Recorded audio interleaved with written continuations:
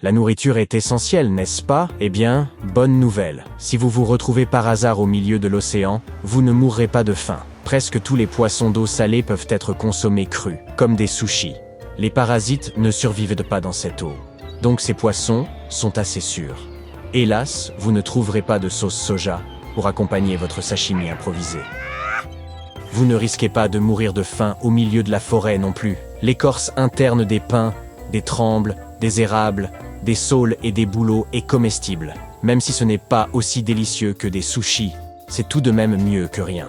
De plus, elle contient de la vitamine C. Vous pouvez également utiliser des aiguilles de pin pour préparer un excellent thé qui vous réchauffera lors des froides journées d'hiver. Passons maintenant aux mauvaises nouvelles. Manger de la neige est totalement déconseillé. Et cela ne concerne pas seulement cette neige d'une couleur jaune suspecte. Elle ne vous remplira pas l'estomac, pas plus qu'elle n'étanchera votre soif. À vrai dire, la consommer peut abaisser votre température corporelle.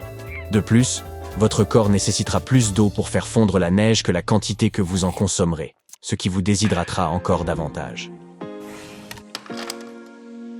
Même chercher de la nourriture dans votre propre cuisine peut s'avérer assez risqué. Lorsque vous préparez de délicieuses pâtisseries, gardez la farine loin du feu, car cette substance hautement inflammable qui peut s'embraser en quelques secondes. Elle est 35 fois plus inflammable que le charbon, alors assurez-vous de la ranger en lieu sûr. Il y a encore un conseil de cuisine que vous devez connaître.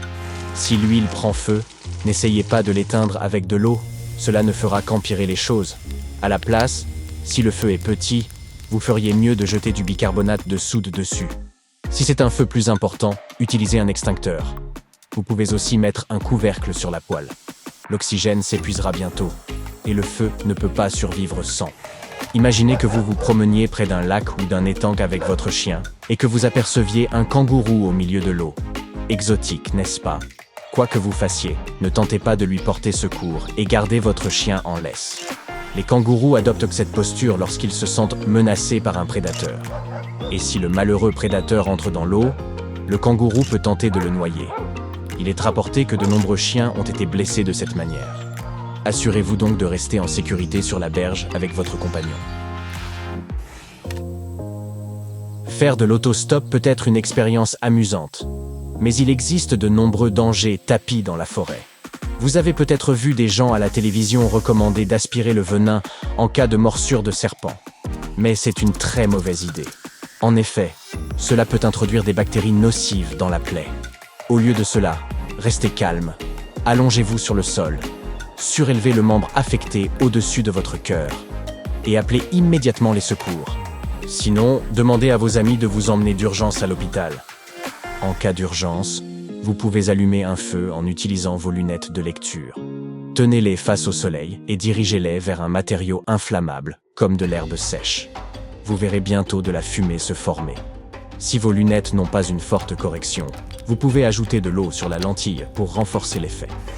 Ne fuyez jamais devant un cougar et évitez de le fixer. Le regarder droit dans les yeux signifie que vous êtes prêt à relever le défi. Au lieu de cela, tâchez de vous grandir, écartez les bras, gonflez la poitrine et commencez à crier pour effrayer l'animal. Les bestioles dangereuses sont partout. Avant de mettre vos chaussures, secouez-les vigoureusement car vous ne voudriez sûrement pas que vos orteils rencontrent une araignée ou un scorpion. Les serpents à sonnettes sont réputés pour se glisser dans les sacs de couchage pendant les chaudes journées d'été. On ne peut pas leur en vouloir. Tout le monde cherche à échapper à la chaleur. Avant de vous installer dans votre sac, assurez-vous qu'il n'y ait pas de créatures rampantes à l'intérieur. De plus, un feu de camp peut dissuader les reptiles. Vous avez probablement vu des scènes de films où des abeilles attaquent un personnage, qui se jette dans l'eau pour échapper aux insectes. Bien que cela puisse sembler plausible, la réalité est bien différente. Les abeilles attendront simplement que vous manquiez d'air et refassiez surface. Ces petites bêtes sont très intelligentes. Si vous tombez dans un lac gelé et que vous ne parvenez pas à trouver le moyen de remonter, dirigez-vous vers la zone la plus sombre de la glace, qui est souvent le trou par lequel vous êtes tombé. La neige et la glace reflètent la lumière et sont généralement beaucoup plus lumineuses qu'une ouverture. Une fois sorti, ne reprenez pas pied. Glissez-vous loin du trou à la manière des phoques. La natation est une activité plaisante, à moins que vous ne tombiez dans un lac gelé. mais les courants d'arrachement peuvent également compliquer les choses. Si jamais vous vous trouvez dans une telle situation, commencez par nager parallèlement au rivage pour échapper au courant. Pour vous reposer tout en nageant, cambrez le dos de façon à rester en surface. Positionnez vos hanches vers le haut, à l'horizontale.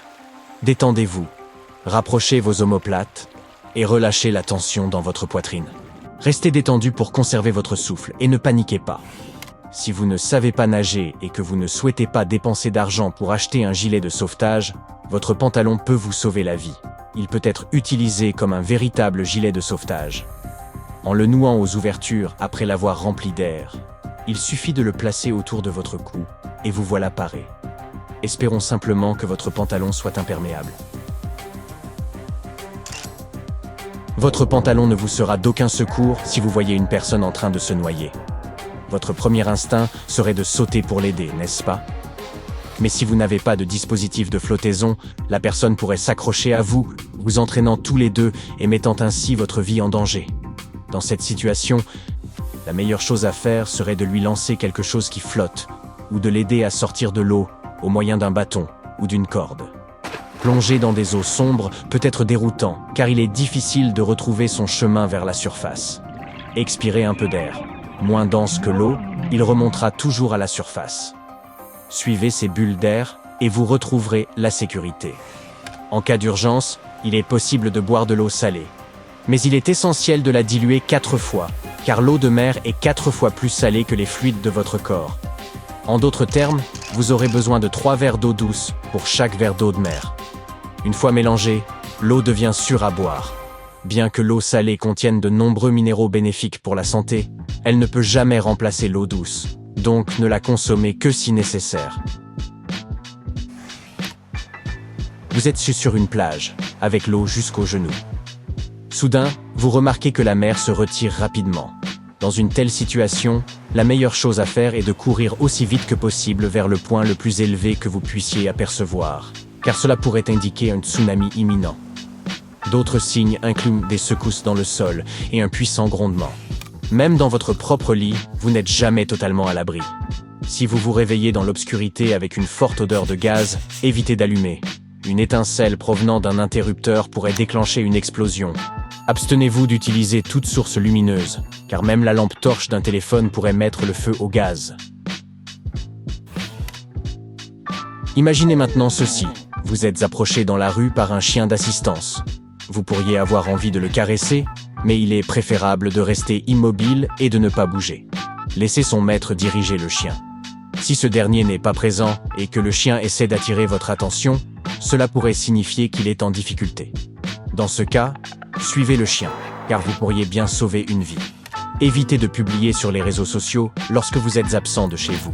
Les cambrioleurs pourraient utiliser ces informations pour entrer dans votre domicile par effraction. Bien que cela semble évident, de nombreuses personnes ne tiennent pas compte de ce conseil. Vous pourrez toujours partager vos superbes photos de plage une fois de retour à la maison.